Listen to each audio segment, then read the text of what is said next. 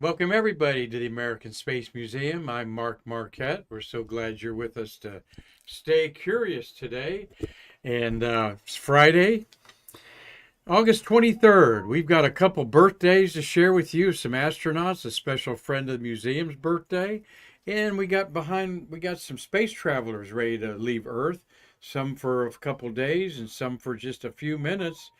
Giving some love here to the Blue Origin New Shepard spacecraft that's got 6 people involved up there, taking a suborbital flight that my co-producer Marty Winkel and I call Kármán knots because they went to the Kármán line, 100 kilometers, named after a physicist who said that is outer space. So, hello to Marty Winkel on the board today. Um, our intern Logan Cope is back to school and his schedule conflicts with helping us out, but he'll be back. And we do appreciate Logan's help for the last couple months.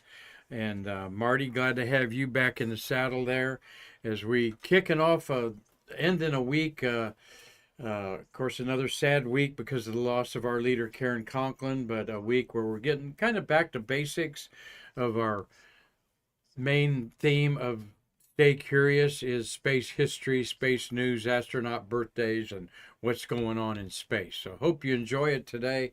There's our beautiful front of our museum. Of course, we're big flag wavers around here, being the American Space Museum. Let me get my, I'm hit the wrong thing. Get my smart tablet here so I can talk to y'all a little bit. Let's hit that. All right, there we go. Do that and hit down live, and nothing's working. Okay, we'll see if it pops up there, Marty, like it usually does.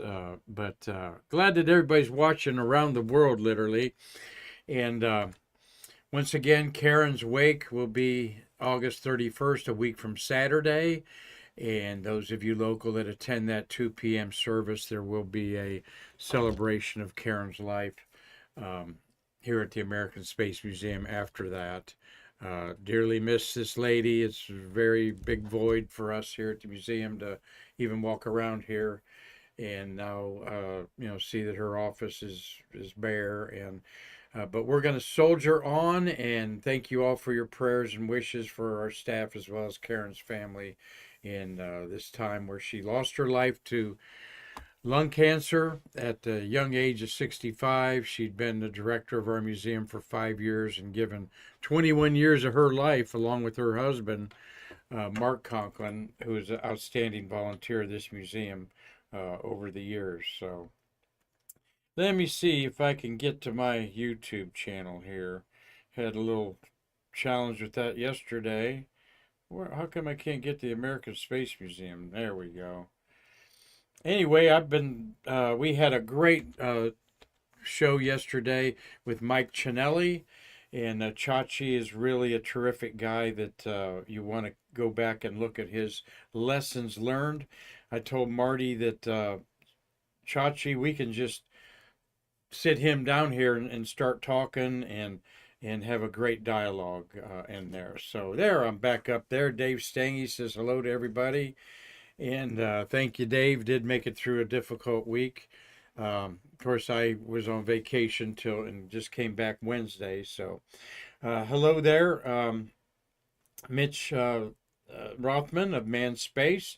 Hello from Colorado. He likes my T-shirt, and that was a birthday gift from Karen last Christmas. So, and we thought about having some made up and offer them to you all. So.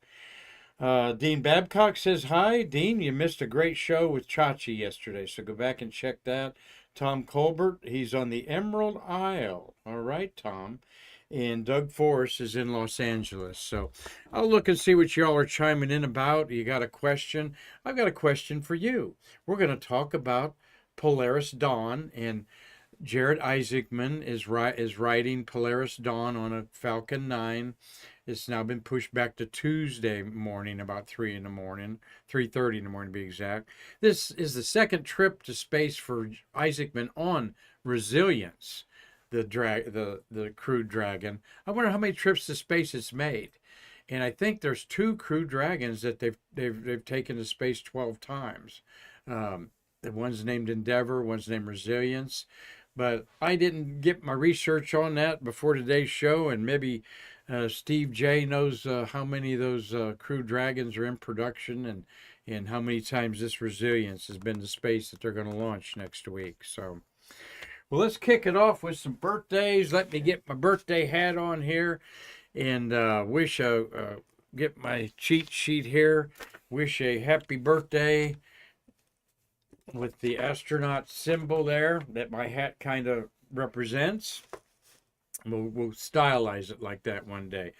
David Wolf is 68 years old. His nickname's Bluto. 68 years old today. He is born in Indianapolis, Indiana in 1956. And Tony Antonelli, there he is in the pilot seat, indeed a pilot of a space shuttle in his career. Twice, STS-119 and 132, a guy that I've met. Tony is 57 years old, born August 23rd in the Motor City, Dave Stange, who's not living too far from Detroit, Michigan right now. But he was raised in Fayetteville, North Carolina. And we'll talk about him in just a second. I actually showed him the planet Saturn in my telescope when he was visiting a group of Fayetteville students at one of the local hotels. So there is David Wolf, as I said, born in Indianapolis, Indiana, August 23rd, 1956. Makes him 68 years old and cashing those Medicare checks in probably. 4 missions, 168 days in space, all but 40 of those days spent on the Mir space station, all right? He was one of the 9 people that occupied the Russian space station in the 1990s. A 6-time spacewalker, is one of 24 Purdue Knots from that Indiana college. And he became the first American to vote in space in 1997 while on the Russian Mir space station. So the Space Lab STS-58 is his Columbia flight. 89 he was launched on Mir launched on 86 and returned on 89, and 112 was his other mission on there. So happy birthday to David Wolf. Boy, he's an astronaut I'd love to break bread with sometime. Marty, you got a comment? Yeah, Tom Colbert said twice for Resilience, Crew 1 and Inspiration 4. Okay, but there's been 12 successful flights to space, so the other 10 were on the Crew Endeavor. But thanks, Tom. Tom Celentano says he's met both those guys. Lucky you there. Tony was, there's a cool picture of him. Born, like I said, in Detroit, Michigan, raised in Fayetteville, North Carolina in 1967. So he is 57 years old. Been around him at some of the events that they've had with the Scholarship Foundation and so forth.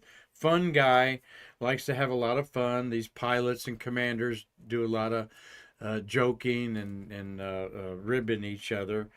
He was a pilot twice on STS-119 on Discovery in 2009, which was that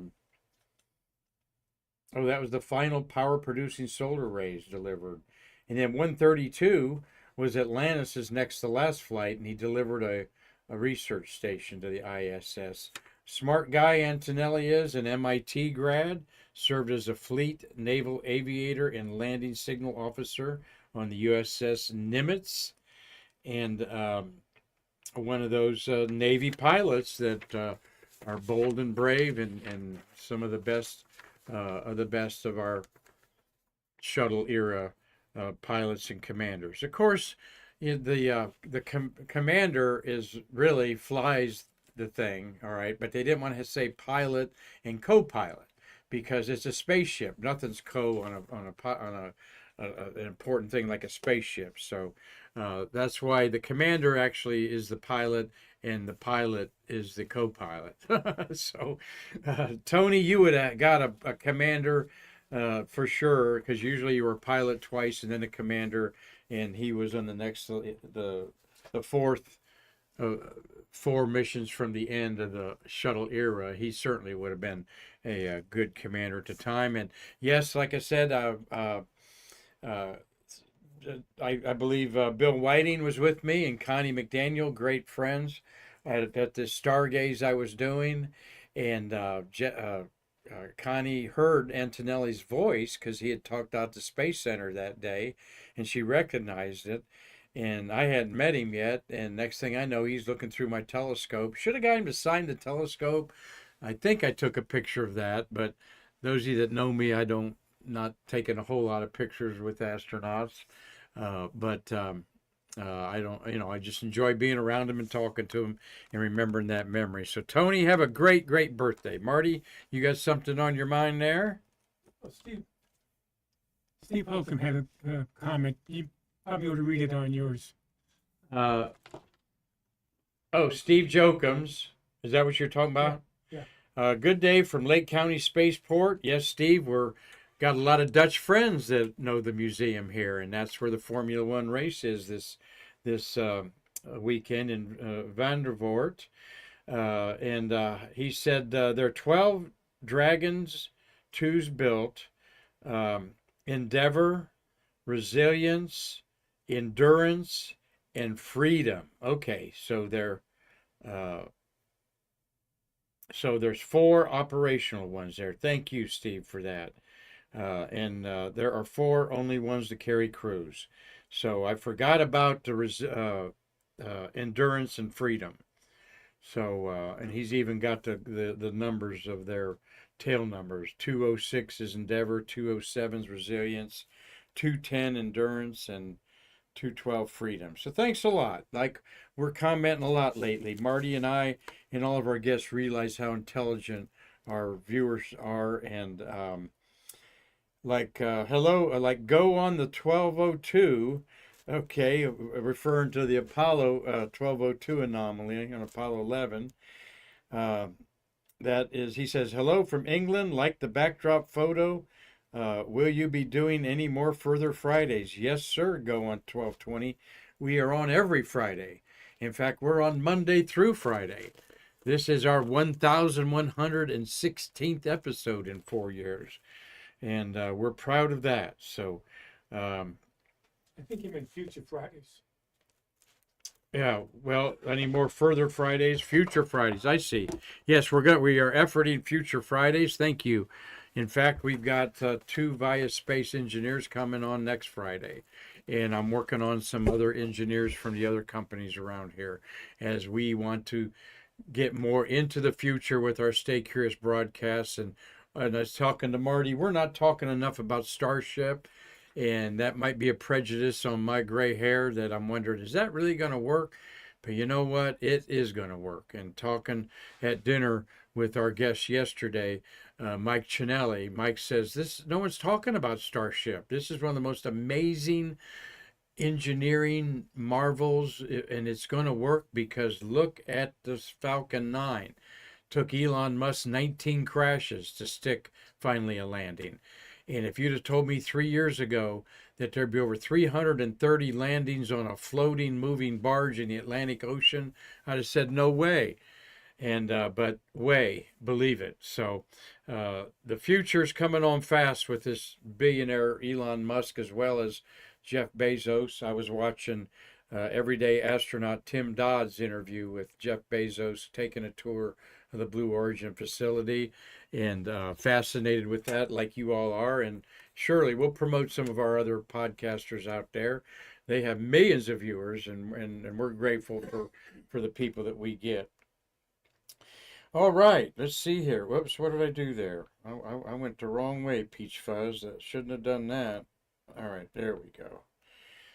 Let's have a special birthday wish here to this gentleman. I put my hat on, tribute to you, Carlton Bailey, born in Richmond, Virginia, on this date, 1953, one of the greatest years to be a baby boomer, by the way, and because that's my birth year, of course. Carlton, happy birthday to you. Let me read what I put on our Facebook page. By the way, the 3 amigos also say hi to you there. Happy birthday to you. In the middle is Chris Callie and the two brothers, Tom and Mark Usiak. Mark's on the left, Tom on the right, the big brother. And Chris Callie, these three gentlemen support our museum everywhere they go. They're talking about the museum. They're talking about Shuttle Fest. They're talking about Stay Curious. And you can't buy that kind of advertising. And we love you guys like we love Carlton for all that you do to promote the American Space Museum. But old CB, I wrote there, is, and we consider him a partner, like we do the Usiak brothers and Chris Callie for what they've done for us as far as personal outreach. Carlton is a space photojournalist who photographed more than 700 rocket launches, including one of the first to capture a rocket silhouetted against the moon. There's his Aviation and Week space technology cover from a few years ago. Carlton, I call him a talented and dependable photojournalist to the publications of the space industry that he freelanced to for almost 40 years. He photographed not only launches of satellites and dozens of space shuttle launches and crewed missions, but he's worked VIP events and seen dozens of spacecraft in their sterilized white room settings. There is that one-of-a-kind shot that Carlton shot in the winter of 2000, coming up on 24 years ago, over a quarter century ago, with a film camera with no GPS. There wasn't even any GPS 25 years ago, all right? If it was, it's very crude and owned by the military. But he got this lucky shot by just kind of lining it up with his eyeballs and probably a 300 millimeter telephoto lens. And Marty, I remember seeing this photo in the archives here at the American Space Museum. And I thought, wow, what a hell of a photograph, because I've talked about my career with the Associated Press as a photographer for about 15 years. And so I knew how extraordinary this was. And I go, man, I hope to meet this guy someday and ask him, what were the circumstances of this. So little did I know that CB would walk into our museum, and shortly after we met the Usiak brothers and Chris Callie, and we've got the band together now and having a lot of fun. So outstanding photo that I can't emphasize. Not luck, but a photographer's intuition captured this long before photographers now stand around with an app on their phone, Marty, and know exactly where to stand to get this shot. And they get them every launch, every time the moon's up, and they're fabulous and all, but true pioneers, Carlton Bailey. Also, a true Godzilla expert. You'll never find Carlton far away from the king of monsters. And his fashion sense I talk about, well, he's unique in many, many ways.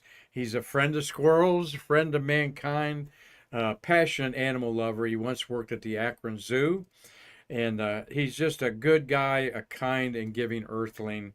And CB, we thank you for your professionalism and your all that you've done to help our museum. We use his work freely at no charge from him. And all we can say on your 71st birthday is come by the museum and get some hugs. And we hope that the rest of your earthling days have a rainbow over them. So God bless you, buddy. We love you here at the museum, and we all, including me, value your friendship. He's a little under the weather, so hope that he gets well and back to doing his thing there. So, all right, let me get the comments going here.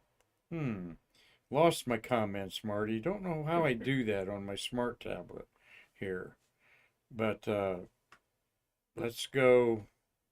Not worry about that so much and get on with our show. If we've got something else here, Marty, that people are commenting about, I know you're going to let me know there. There we go. Darn it, just when I get it, I go the other way. Let's see if I can go this way. I'm learning this, folks. There we go. All right. Carlton,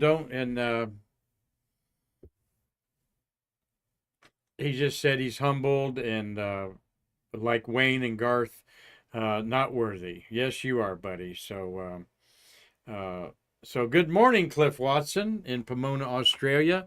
And Cliff sent me a amazing shuttle book. Marty will grab it, and I can brag about that in a minute. And Neil 1030, good to see you on, Neil. Go check that show out that we did yesterday with the Lessons Learned guy. It's in the brown box there, Marty, at my feet on the right-hand side. I'm going to put that over here where the microphone should be. So, getting back in the saddle after a week's vacation, and yeah, just go ahead and hand that to me there, the whole thing.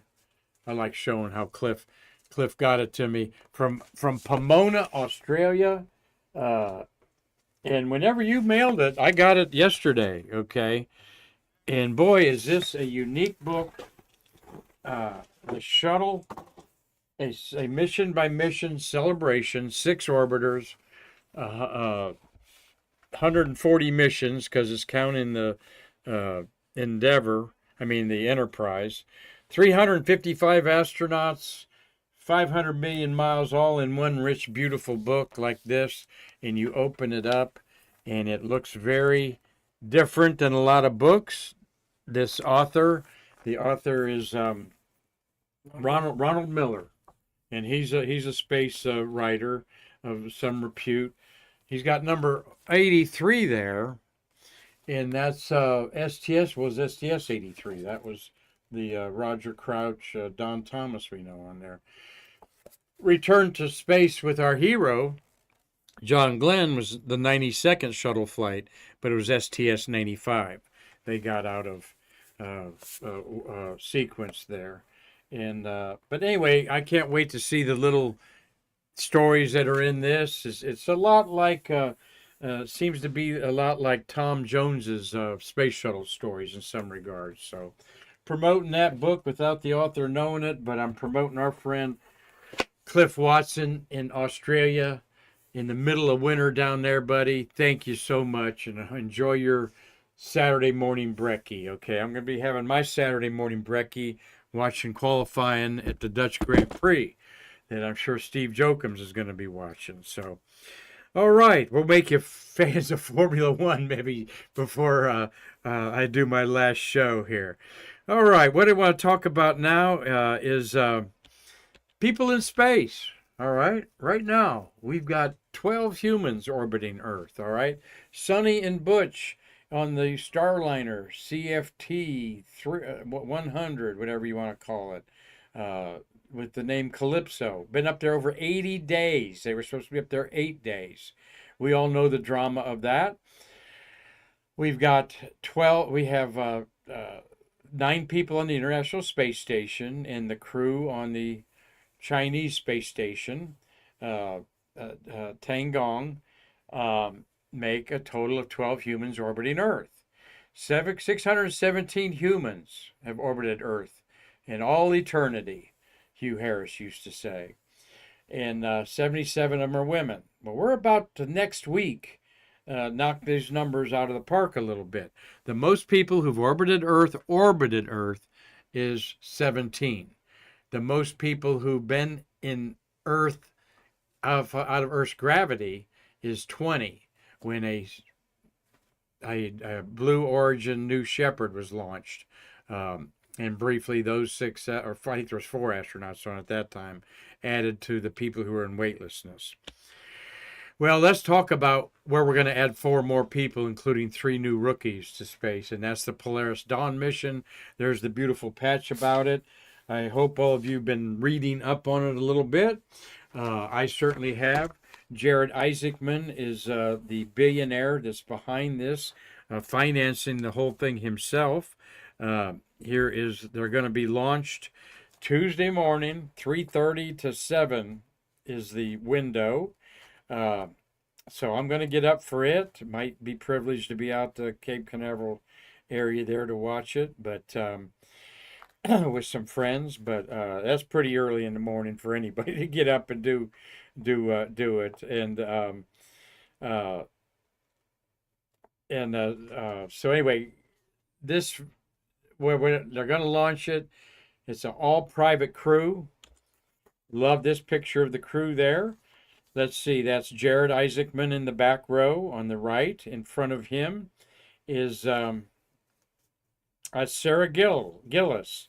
She's going to do the spacewalk with Isaacman. All right. Now, you remember Isaacman went up with the St. Jude's Crew Dragon and 3 rookies up there, including 2 women, and one of them was Cyan Proctor, who's been interviewed here on Stay Curious, and we hope to get her involved in some museum things.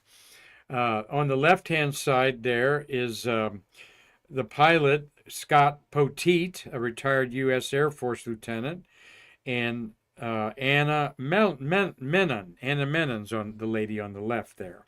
Let's look at them in a cooler picture there. Look at, I have not seen too many pictures of them not in their spacesuits inside their capsule there. But on the left there is Anna Menon and Sarah Gillis on the right, and they will be the first employees of SpaceX to launch to space on one of the company's rockets, serving as mission specialists, all right?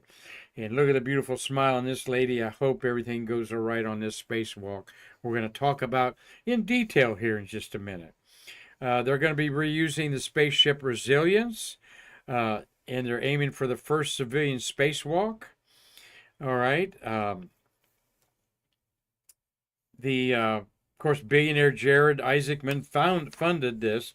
He's created a space program called Polaris Dawn that he's put in for 3 Crew Dragon missions.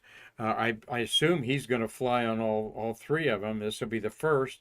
The second one, I'm not sure what he wants to do, but the third one, he'd like to go up to the Hubble telescope and service it up there. But that's a very, very complicated thing. But this mission I'm going to show you, Marty, this is going to be a deep space mission in some regards. Go further in space than the International Space Station and the Hubble telescope is orbiting into the Van Allen belt, the radiation belt around the Earth. This is part of the science that they're doing on there. So let's see, where can I talk about that here? Well, once immediately, and here's an artist's rendering of that, almost immediately after reaching space, the Polaris Dawn crew will begin a pre-breathe process to prepare for the spacewalk. When they open up the nose of the Crew Dragon, it's exposing all the other 2 astronauts to deep space also. They are, in a sense, doing a spacewalk in the vacuum of space they are anyway, without leaving the capsule. This is akin to what the Gemini commander sitting in there. First, of course, was Jim McDivitt watching Ed White exit, but he too had to have a special spacesuit on to keep him alive in that space craft while the door was open. Well, of course, this has had to have spacesuits redesigned. They look very similar, though, except for the helmet has a gold visor on it. But they don't have an airlock. Instead, it'll take a novel and different approach to pre-breathing process that involves slowly decreasing cabin pressure and raising oxygen concentration. And unlike any pre-breathe attempt at the International Space Station, or you scuba divers know what that's all about, the process is going to take 45 hours, nearly 2 days. All right. Finally, to kick off their 3rd day in space, and I believe they're supposed to be up there 4 days. On the 3rd day of space, the crew will open Dragon's hatch as they're about, and they're not going to open the hatch. They're going to open the nose opening, the docking nose there.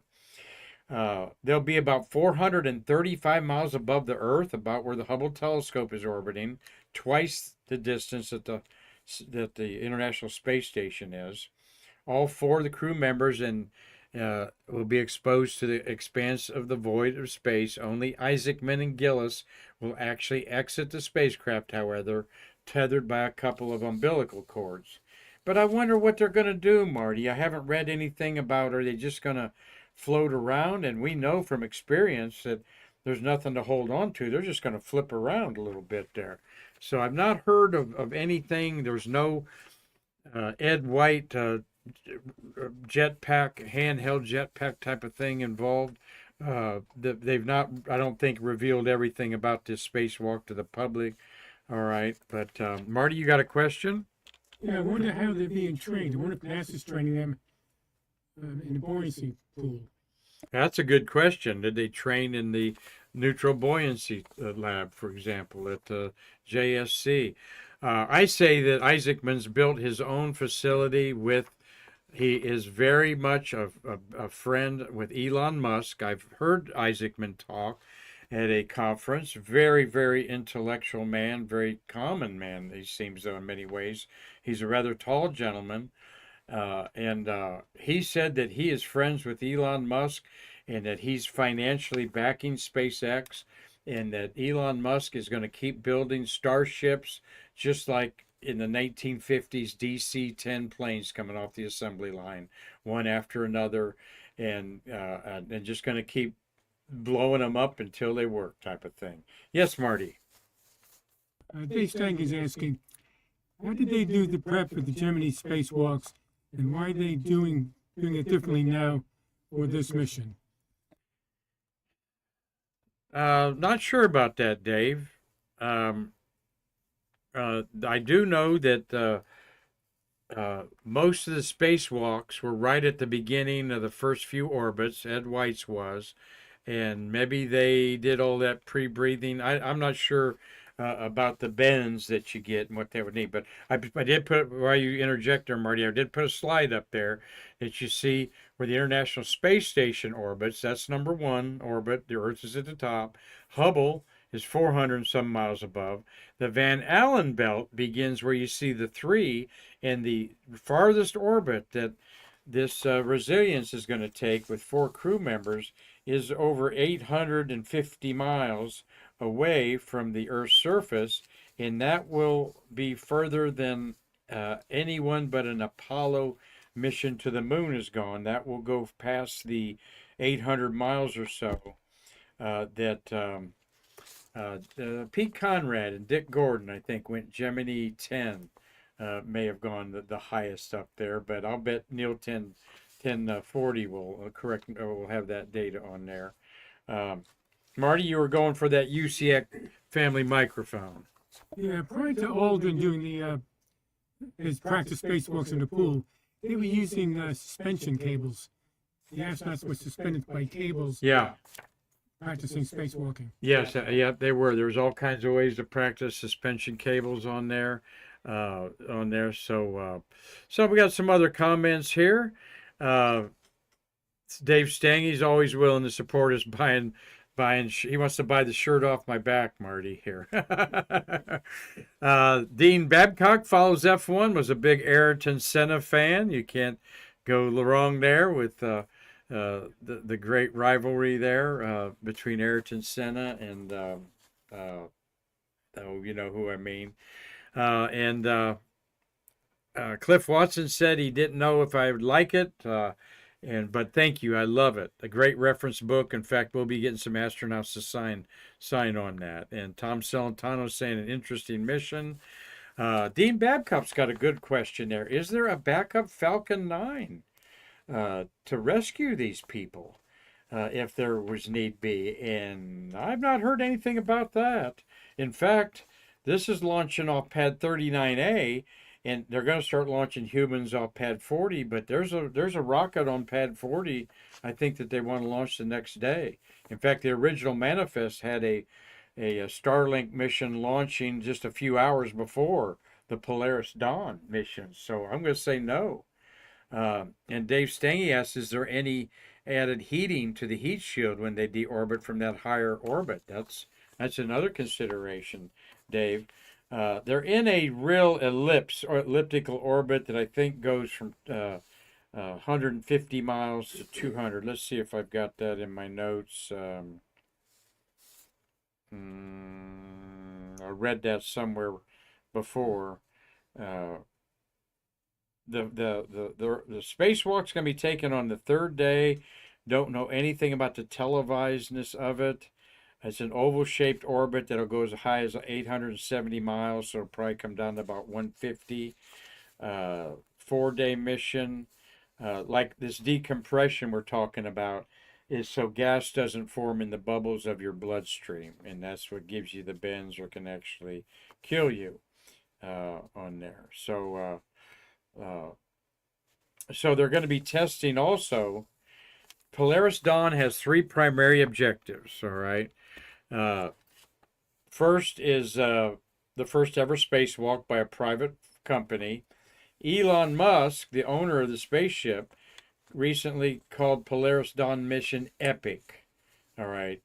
This is the first time a private company conducts a spacewalk. They're going to go the furthest humans have gone from Earth outside of an Apollo mission to the moon, over 850 miles away. And secondly, the crew will be testing Starlink communication system from space. So they're going to be using the Starlink constellation of those noisy rockets going off twice a week here and once a week over in Vandenberg in California. There's over 1,800, there's over 5,000 satellites in orbit providing internet data and service. So they're going to test the system from a spaceship, which is also testing things for communication if a starship ever gets to the moon. And third, they're going to be in the Van Allen belt testing radiation protection. So good luck with this exciting mission, because it's a private mission, and raising money for St. Jude's, the beautiful hospital foundation that cares for youth at no cost, founded by Danny Thomas, a great entertainer, by the way. They also talked about having foot restraints and not just floating around. Tom Colbert said they'll lower an orbit for the spacewalk and, of course, to do a normal reentry. Yeah, they're not coming in at a faster speed. That's where they would need increased protection on the reentry shield. There, Dave Stange, of course. So the speed they're coming in is still 17,500 miles an hour. Come down from that and re-enter the atmosphere around 5,000 miles an hour. So a lot of interesting stuff going on. But what's going to be interesting is the middle of the week. If they get launched on Tuesday morning, okay, and then Thursday about 9 in the morning, Blue Origin is going to launch, like right now. This is what I got right now.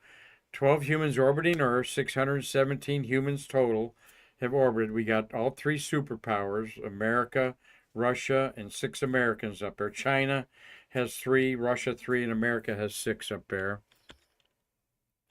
There's the liftoff for the Blue Origin, New Shepard rocket that did have an anomaly, an unmanned mission, but everything came back safely except the rocket ship, the capsule did. So here are the 6 people who are going to space suborbital on Thursday morning, about 8 o'clock Central Time, 7 o'clock Eastern. You see their names there. They are, did I take that information off? This is the 8th or 9th. I think it's the 9th. Oh, here it is. Got my notes here. Blue Origin announced that the 8th human flight, NS-26, will lift off from their West Texas launch site 1 on Thursday morning. They will webcast it on blueorigin.com 20 minutes before launch. 6 persons flying are these people here, all paid to fly. And this Karsten's Kitchen in the middle is being touted as the youngest woman ever to cross the Kármán line. And they didn't say what her age was, if she's 18 or 21, something looks like in there. The 8th human flight for a New Shepard rocket. And here's what it looks like floating. There's 6 people up there. That's NS-19, New Shepard 19. And you might recognize Michael Strahan, the football player and now TV personality. And in the back there, you can barely see Laura Shepard Churchley, who flew the same suborbital time that her famous father, Alan Shepard, did. What a charming woman she is. Met her several times on there. But this is everybody. There's going to be 6 people like this. Briefly for 5 to 10 minutes. You see the Kármán, you see the blue horizon outside these giant windows. And if that happens on schedule and we have the 4 Polaris Dawn astronauts up there, we will have 22 humans above 62 miles for 5 minutes on the 29th of August. And that will set a record. The previous record was 20. All right. Now, the most people orbiting has been 17. So Blue Shepard Polaris Dawn will have 16 humans will be orbiting when they're up there, and then you add 6 more of the Blue Shepard, or the New Shepard. I'm calling it Blue Shepard, New Shepard. Briefly, we'll have 22 people have escaped gravity of Earth up there, and so something we'll be talking about next week. But we got great guests next week. Monday, Nick Thomas, the astronaut wrangler at Kennedy Space Center Visitors Complex. He and I are going to talk about some movies with space theme. We've got Steve Agad will be doing a program. He's also an educator at the Space Center and a great space historian. Steve's been on our show the last couple months. And Bert Dick is going to make his monthly appearance with the National Space Society on Wednesdays. So 3 shows coming next week with great interviews on there. So to date, 37 humans have gone above the Kármán line, which is 100 kilometers, 62 miles, the internationally recognized boundary of space. And Marty calls them Kármánauts. So I think that's appropriate. We want to separate the Kármánauts from the astronauts that orbit. Why? Because we're going to have hundreds of Kármánauts here soon with the Blue Origin, New Shepard, and the Virgin Galactic taking up 6 to 8 people at a time on there. So, Marty, thanks for the research. Or Dave Stange found out that Carson Kitchen is a 1-year-old college student. So that's pretty impressive there. So everybody, hope that you enjoyed the people in space there. Marty's got my list here. Dave, you guys, like I said, are just a wealth of knowledge, and thanks for keeping me straight, and thanks for being my friend and Marty's friend here. Met almost all of you here. Dave Stange, Mitch at Manned Space Center, or Manned Space, NASA Manned Space if you're a Facebooker. Mitch has got, he's the administrator, he's got over 17,000 followers. We just hit 12,000. We're mighty proud of that. Dean Babcock, Tom Colbert is in Ireland, just like Robert Law is, enjoying his Saturday or Friday night cocktail. Doug Forrest, good to see you, brother. And Carlton Bailey, you deserve all the kind words everybody's saying about you on your birthday, Carlton. Bill Whiting, Robert Law, Tom Celentano, Steve J. Go on the 1212. He's in England, in the UK. Cliff Watson and Neil 1030. All right, on there. Every time I see Neil, I think of Neil Young, the rock star there, Neil 1030. So thank you for everybody sharing your knowledge and insight, enjoying today's show. Steve says he can't wait to see Mr. Agad again, and don't know what Steve's going to bring to us, but we'll find out. So the weekend is upon us, folks. And Marty, why don't you take my the banner off up top up there? Is that? Thank you, sir. How many days old is the moon to talk like an astronomer? All right. Well, we just had full moon. All right. I've got an app here for it. And the moon is like 17 days old. It's going to rise about 10:30 at night wherever you're at. So those of you that go to bed early won't be seeing it. There's a beautiful app of the phases of the moon that give you all kinds of data. And, of course, my phone's not going to pull it up right away. No. But the phases of the moon are important to amateur astronomers. Why is that? Well, because when the moon is not shining bright in the sky, we can see galaxies and nebula and other star clusters and so forth that we amateur astronomers call faint fuzzies. All right. Finally, I got to my Phases of the Moon app. And it's a nice little app right there that pops up and gives you a lot of data. The waning gibbous moon, and the moon is 19 days old. All right, so I guessed wrong. The moon is between the 21 and 17 days, so it's headed to last quarter moon, which it'll be, I guess, Sunday morning, Monday in the sky. When you go to work Monday and Tuesday, you're going to see the moon to the south as the last quarter moon against the blue sky. I always love that, seeing the moon in the morning when it's at its last quarter phase there.